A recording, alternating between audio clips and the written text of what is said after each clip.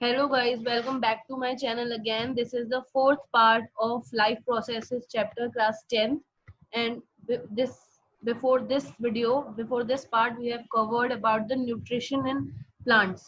तो आज हम शुरू करेंगे न्यूट्रिशन इन एनिमल्स से, क्योंकि इससे पहले हम न्यूट्रिशन इन प्लांट्स के बारे में सब चीज जान चुके हैं पार्ट 3 तक. अगर आपने फर्स्ट सेकंड थर्ड पार्ट नहीं देखा है तो you should watch it for a clear vision और अ क्लियर कंटेंट इंफॉर्मेशन. अब हम बढ़ते हैं अपने न्यूट्रिशन एंड एनिमल्स की तरफ. उससे पहले एक बार क्विक रिकैप कर लेते हैं प्लांट्स क्या होते हैं उन सब के बारे में. सबसे पहले प्लांट्स प्रोड्यूसर्स होते हैं जो फोटोसिंथेसिस करके अपना खाना खुद बनाते हैं. Very easy, very simple.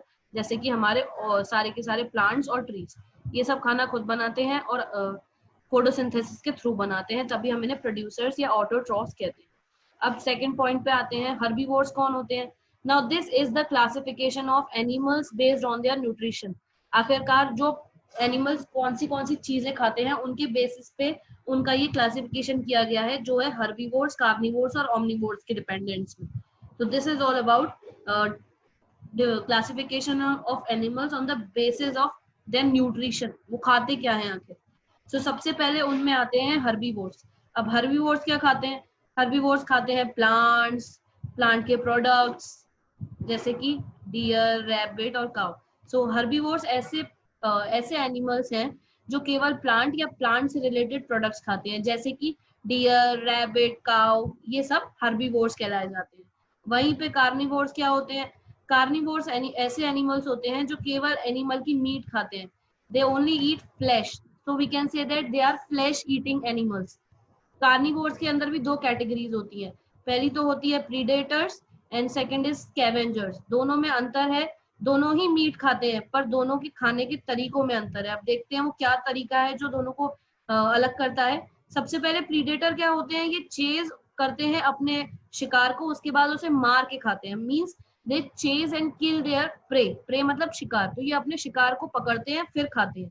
सो जैसे एग्जाम्पल हो सकता है इसका लायन, चीता और टाइगर. वहीं पे स्कैवेंजर्स क्या होते हैं. ये कोई भी जानवर या कोई भी ऑर्गेनिज्म अगर मर जाता है और वो सड़ जाता है, उसका मीट सड़ जाता है, रॉट हो जाता है, तो ये उसको कंज्यूम करते हैं, उसको अपना न्यूट्रिशन समझ के उसे खाते हैं. फॉर एग्जाम्पल वल्चर्स और जैकाल्स, ये क्या होते हैं. ये डेड मीट को या रॉटन मीट को कंज्यूम करते हैं. तो ये था कार्निवोर्स के दो क्लासिफिकेशन, प्रीडेटर्स और स्कैवेंजर्स. अब हम आते हैं ओमनिवोरस पे. ओमनिवोरस भी बहुत सिंपल है. ओमनिवोरस ऐसे ऑर्गेनिजम्स हैं या ऐसे जानवर हैं जो प्लांट्स और एनिमल्स दोनों को खाते हैं. Means they eat both plants and animals. जैसे कि क्रोज और हम ह्यूमंस भी we eat both. We eat meat also, we eat flesh also and we eat also vegetables, fruits in the form of plant products. तो ये हो गए हमारे तीन basic classification on the basis of nutrition in animals. अब हम बात करते हैं पैरासाइट्स, डीकम्पोजर्स और सिम्बायोट्स की.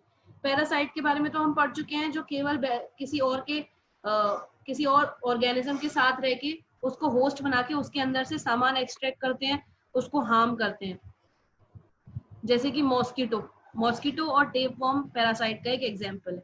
वहीं पर डीकम्पोजर्स क्या होते हैं. डीकम्पोजर्स जैसे कि माइक्रो ऑर्गेनिजम्स, ये क्या खाते हैं. ये डेड प्लांट्स और डेड एनिमल्स को खाते हैं और उन्हें डीकम्पोज कर देते हैं. तभी हम देखते हैं कि अगर हम किसी डेड बॉडी को बरी करते हैं तो कुछ समय बाद वो गायब हो जाती है, केवल हड्डियां बचती हैं.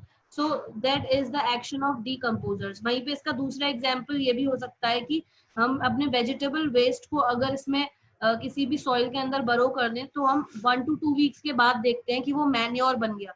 वो इसी की वजह से बन जाता है क्योंकि बैक्टीरिया उस पर एक्ट करके उसे डीकम्पोज कर देते हैं. So that's why they are known as decomposers.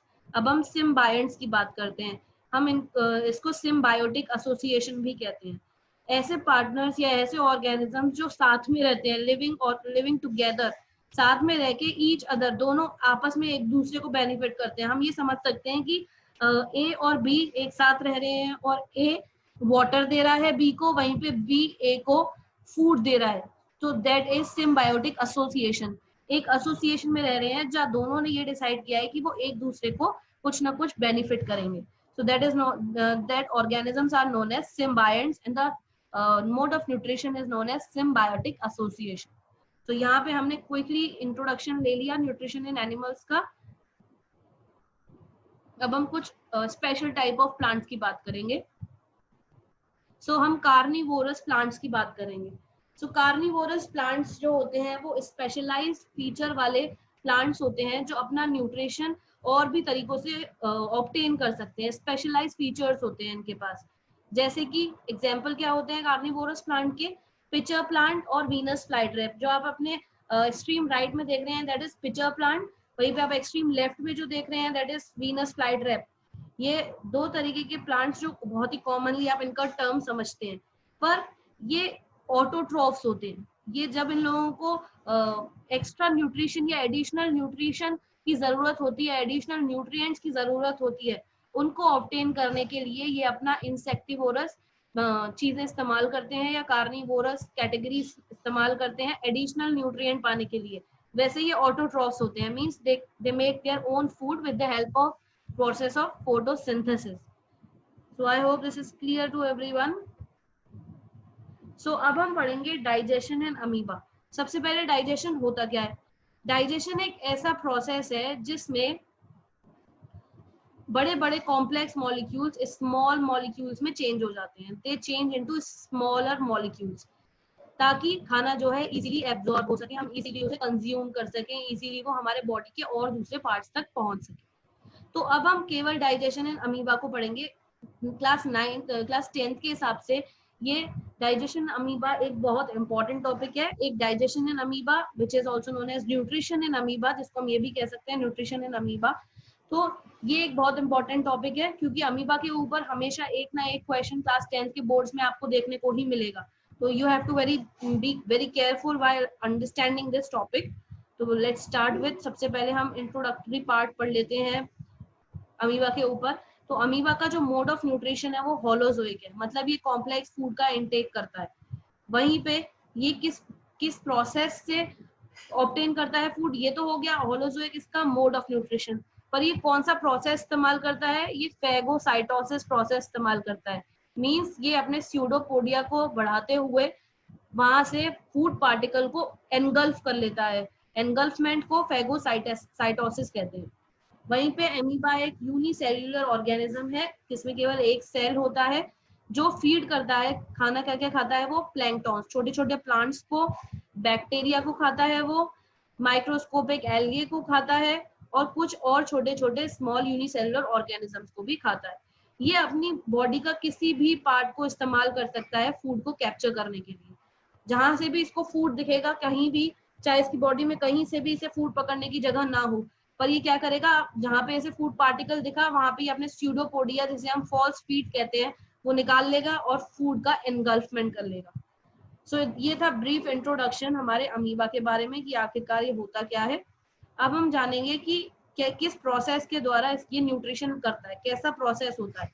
सबसे पहले ये सेंस करता है फूड को। फॉर एग्जाम्पल इसके आसपास फूड है तो ये उसको सेंस करेगा विद द हेल्प ऑफ इसकी प्लाज्मा मेम्ब्रेन से। सबसे पहले इसने सेंस किया, फिर उसके बाद ही क्या करेगा, जैसे ही इसने सेंस कर लिया फूड, उसके बाद ये स्यूडोपोडिया एक्सटेंड करेगा, अपने फॉल्स फीट को बाहर निकालेगा उसी डायरेक्शन में जिस डायरेक्शन में इसको खाना सेंस हुआ है।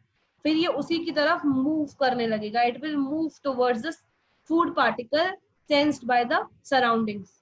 अब धीरे धीरे करके वहां पे जब इसने स्यूडोपोडिया अपने निकाल लिए तो ये अपने उस स्यूडोपोडिया से उस फूड पार्टिकल को इंजेस्ट कर लेगा या एनगल्फ कर लेगा। उसके बाद जैसे ही फूड पार्टिकल इसकी बॉडी में एंटर होता है एक फूड वैक्यूल बन जाता है। अब वो फूड वैक्यूल एक सिस्ट जैसा होता है, जिस फूड वैक्यूल में उसका फूड और कई सारे डाइजेस्टिव एंजाइम्स भी प्रेजेंट होते हैं। अब वो डाइजेस्टिव एंजाइम्स का काम क्या होता है, ताकि ये जो फूड उसने खाया है वो डाइजेस्ट कर ले। फूड वैक्यूल क्रिएट हो जाता है। अपनी राइट हैंड साइड पे आप इमेज में देख सकते हैं, एक फूड वैक्यूल क्रिएट हो जाता है जिसमें फूड होता है और डाइजेस्टिव एंजाइम्स होते हैं। तो क्या होता है, जैसे ही डाइजेशन शुरू होता है, मतलब इसने फूड इंजेस्ट कर दिया, अब फूड डाइजेस्ट हो गया। सो जितना भी अनवांटेड वेस्ट रह जाता है वो उसके स्किन के थ्रू या बॉडी के सरफेस के थ्रू एक्सक्रीट आउट हो जाता है। क्योंकि ये एक कॉम्प्लेक्स ऑर्गेनिज्म नहीं है, इसीलिए इसको किसी कॉम्प्लेक्स ऑर्गन सिस्टम की जरूरत नहीं है एक्सक्रीशन करने के लिए। तो that was all about the digestion in amoeba, या फिर हम इसे न्यूट्रिशन इन अमीबा के नाम से भी डिनोट कर सकते हैं।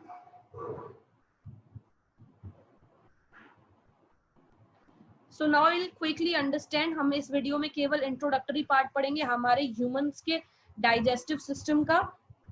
सबसे पहले हम शुरू से पढ़ते हैं which is the digestive system के बस इंट्रोडक्टरी वीडियो या इंट्रोडक्टरी पार्ट के बारे में ही हम इसमें पढ़ेंगे।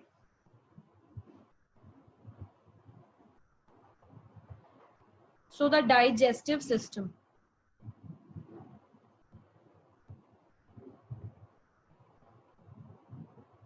डाइजेशन एक ऐसा प्रोसेस है जिसमें कॉम्प्लेक्स फूड का ब्रेकडाउन होता है सिंपलर फूड में, ताकि जो उसके न्यूट्रिएंट्स हैं फूड के वो प्रॉपरली एब्जॉर्ब हो सके, ताकि स्मॉल फॉर्म में वो प्रॉपरली एब्जॉर्ब हो सके। इसीलिए छोटे छोटे पार्ट्स में फूड ब्रोकन डाउन हो जाता है। उसके बाद जितना भी हम फूड को खाते हैं, मतलब फॉर एग्जांपल मैं कोई भी फूड पार्टिकल इंजेक्ट कर रही हूँ या इंजेस्ट कर रही हूँ, तो वो फूड पार्टिकल हमेशा इनसॉल्यूबल फॉर्म में है, मतलब वो मेरी बॉडी के संग इजीली सॉल्यूबल नहीं है। तो इसीलिए वो 5 स्टेजेस प्रोसेसिंग से होके गुजरता है। जैसे कि हम किसी भी फैक्ट्रीज में या किसी भी इंडस्ट्रियल एरिया में देखते हैं कि कई सारी उसकी स्टेजेस होती हैं। पहले क्वालिटी कंट्रोल, पहले फॉर्मेशन, मैन्युफैक्चरिंग, प्रोडक्शन, उसके बाद quality control, quality check, packaging. उसी तरीके से क्योंकि हमारा फूड इनसॉल्यूबल है तो उसको भी 5 स्टेजेस ऑफ प्रोसेसिंग से होके गुजरना पड़ता है ताकि वो एब्जॉर्ब हो सके हमारी बॉडी में इजीली। तो वो कौन सी 5 स्टेजेस हैं जिनसे वो प्रोसेस होके आगे बढ़ता है? तो वो है ingestion, digestion, absorption, assimilation, egestion which is also called excretion और defecation. So these are the 5 stages जिससे होके हमारे पूरे इनसॉल्युबल फूड को जाना पड़ता है, गुजरना पड़ता है, ताकि वो सॉल्युबल या फिर एब्जॉर्बेबल फॉर्म में कन्वर्ट हो सके। इंजेशन की बात करते हैं। इंजेशन में इनटेक ऑफ फूड होता है जो हम अपने माउथ से इंजेस्ट करते हैं। वहीं पर डाइजेशन में कॉम्प्लेक्स फूड जो है वो सॉल्युबल फॉर्म में कन्वर्ट हो जाता है, इनसॉल्युबल से सॉल्युबल में कन्वर्ट हो जाता है। किसकी मदद से? कुछ डाइजेस्टिव जूसेस और डाइजेस्टिव एंजाइम्स की मदद से। फिर जो अब फूड सॉल्युबल फॉर्म में कन्वर्ट हो गया, वो क्या करेगा? एब्जॉर्प्शन प्रोसेस में वो ब्लड स्ट्रीम में मिल जाता है एनिमल की। अब जो फूड इनसॉल्युबल से सॉल्युबल में डाइजेशन के प्रोसेस में कन्वर्ट हुआ था, वही सॉल्युबल फूड ब्लड स्ट्रीम में मिल जाएगा एनिमल की in the process of absorption. अब जो ब्लड स्ट्रीम में मिल गया तो फूड मॉलिक्यूल्स हर जगह पे प्रॉपरली ब्लड के द्वारा हर टारगेट साइट तक, बॉडी के हर सेल तक पहुंचेंगे by the process of assimilation. Last but not the least, egestion में क्या होगा? सारे के सारे जितने भी चीजें डाइजेस्ट हो गई, अब्जॉर्ब हो गई, उसके बाद कुछ अनडाइजेस्टेड फूड रह जाता है जो डाइजेस्ट नहीं हो पाता। वो अनडाइजेस्टेड फूड बॉडी से बाहर निकल जाता है in the form of faeces और स्टू। तो ये 5 स्टेज प्रोसेसिंग थी इनसॉल्युबल फूड की, जो हर फूड को करना जरूरी है ताकि वो एब्जॉर्बेबल फॉर्म में कन्वर्ट हो सके या सॉल्युबल फॉर्म में कन्वर्ट हो सके। अब हम ह्यूमन डाइजेस्टिव सिस्टम की बात करते हैं, that is divided into 2 parts.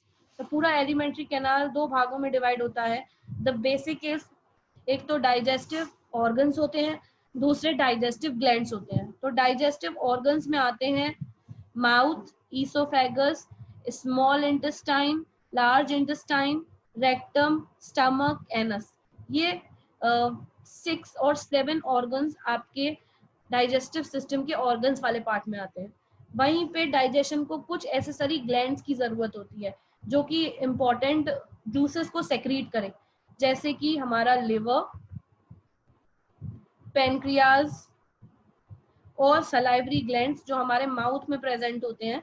तो ये कुछ ग्लैंड्स को की भी जरूरत होती है। तो वो 3 ऐसे एसेसरी ग्लैंड्स होते हैं जो हमारे डाइजेस्टिव सिस्टम में जरूरी पाए जाते हैं।